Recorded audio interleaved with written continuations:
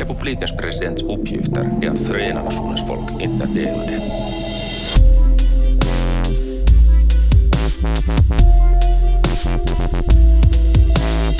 Tasavallan presidentin tehtävänä on yhdistää kansakuntaa, ei jakaa sitä. Pekka Haavisto on hyvä mies.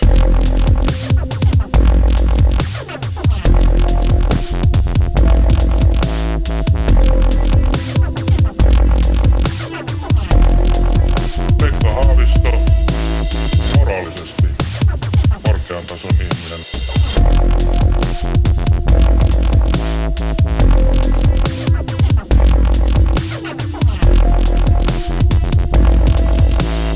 Tasavallan presidentin tehtävänä on yhdistää kansakuntaa, ei jakaa sitä.